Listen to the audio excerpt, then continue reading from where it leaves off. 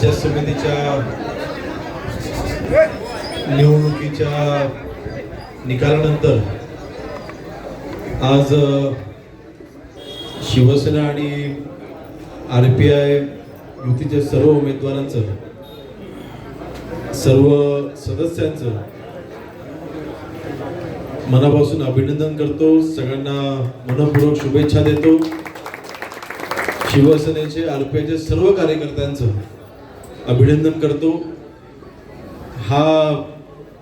ही निवडणूक खरं तर आपल्याला सर्वांना माहिती आहे, सर्वसामान्य कार्यकर्त्यांची निवडणूक असते आणि ह्या निवडणुकीमध्ये कुठल्याही येणाऱ्या अन्य ज्या राज्यस्तराच्या निवडणुका असतात त्या निवडणुकीचा पाया ह्या निवडणुकीमध्ये हा रचला जात असतो आणि त्याकरता ही निवडणूक महत्त्वाची असते.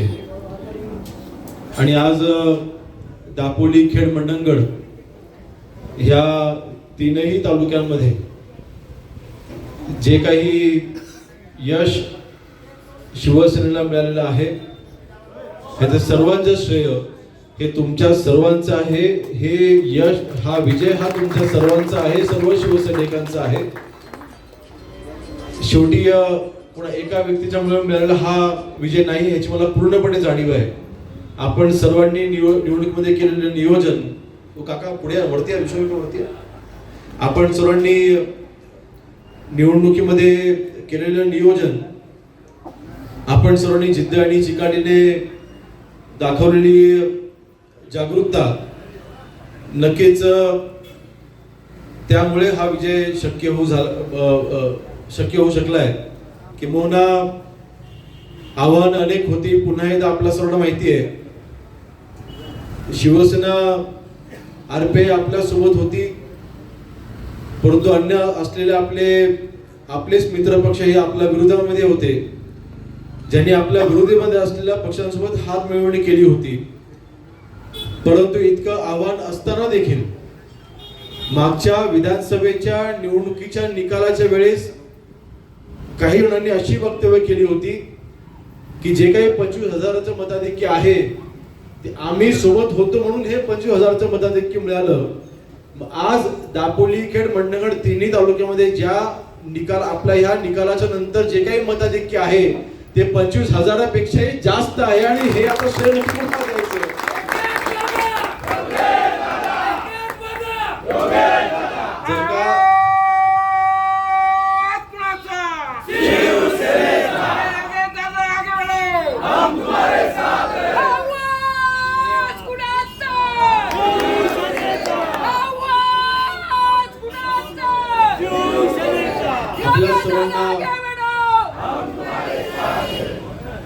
मी मुद्दामून उल्लेख करतोय की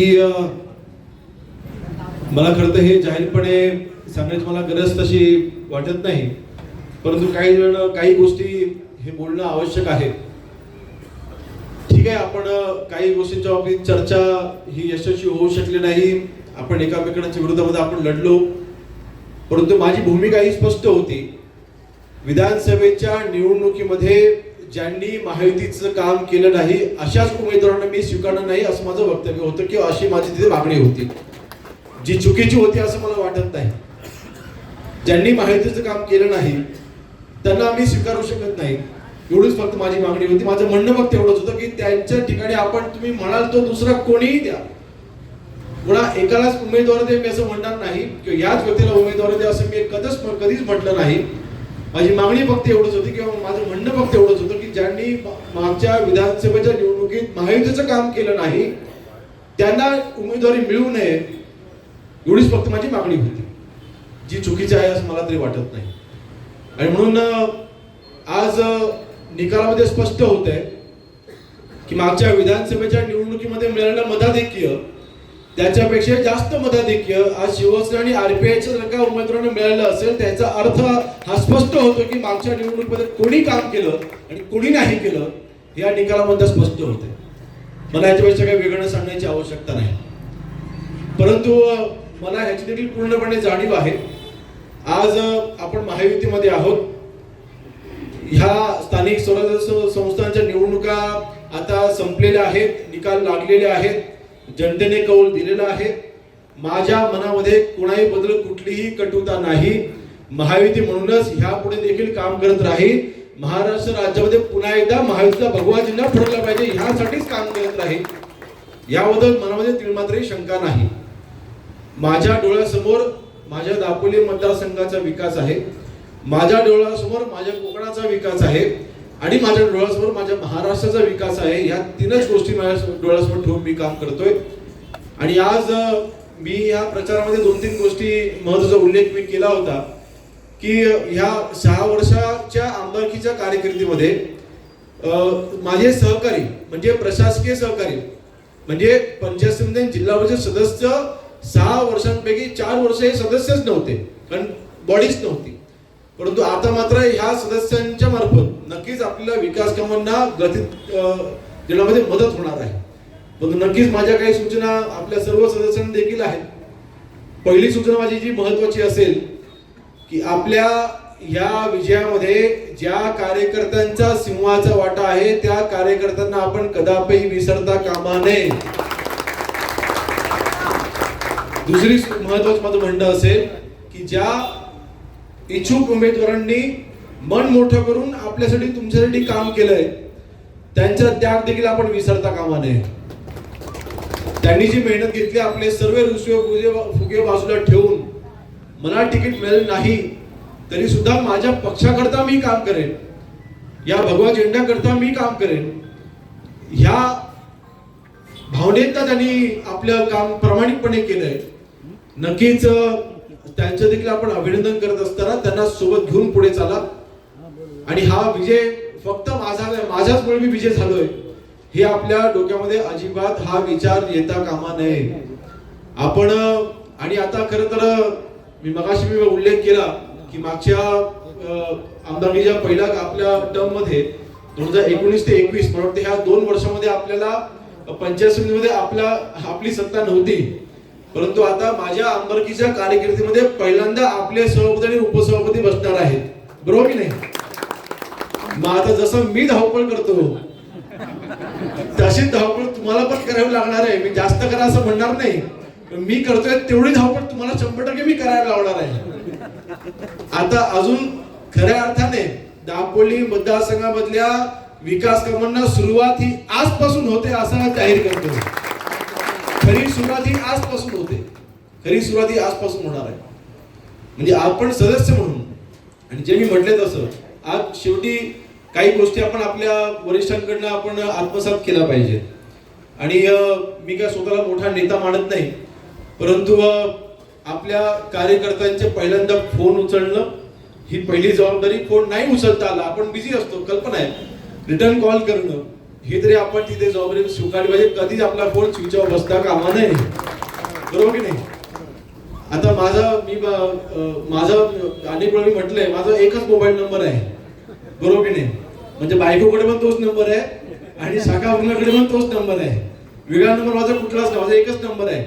आपले देखील कार्यकर्त्यांसाठी जनतेसाठी तिथे उपलब्ध राहा आणि प्रशासनावरती आपली पकड ही अतिशय जरुरी आहे. आपल्याकडे काही अनुभवी सदस्य आहेत, जे जिल्हा नियोजनला सदस्य राहिलेले आहेत, जे पंचायत समितीमध्ये सदस्य राहिलेले आहेत, आपल्यामधले माजी सभापती, माजी जिल्हा सदस्य, अनेक अनुभवी आपल्याकडे आपले काही कार्यकर्ते आहेत, काही नेते आहेत, काही पुढारी आहेत. त्यांच्याकडनं अनेक गोष्टी शिकून घ्या.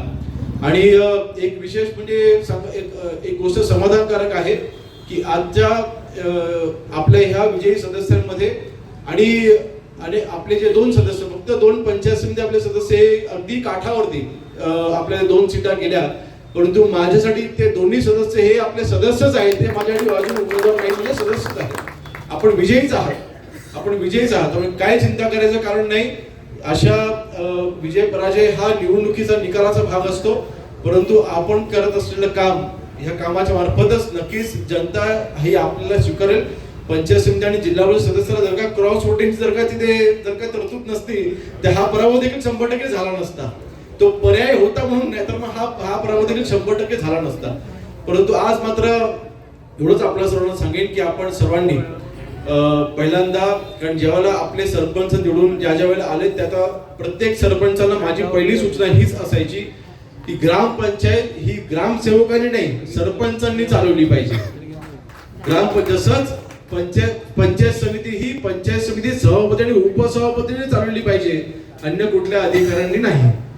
तसंच जिल्हा परिषद ही आपल्या, आता जिल्हा परिषद म्हटलं तर अखंड आपला जिल्हा आलाय आणि एक गोष्ट नक्कीच आहे की महाराष्ट्रामध्ये आपले जे शिवसेनेचे बालेकिल्ले आहेत त्याच्यामध्ये आपला रत्नागिरी जिल्हा हा शिवसेनेचा बालेकिल्ला. या रत्नागिरी जिल्ह्याच्या जिल्हा परिषदेवरती आपला भगवा झेंडा फडकला, याचं खरोखर मनामध्ये समाधान आहे. आपण सर्वांनी विजय आपण हा जो प्राप्त केला आणि आपल्या दापोली खेड मंडणगड म्हणजे खेड मधला गुहागरचा जो भाग आहे तो धरून 15 जिल्हा परिषद सदस्यांपैकी 14 सदस्य हे आपले निवडून आलेले आहेत, शिवसेनेचे निवडून आलेले आहेत. हा प्रचंड मोठा विजय आहे.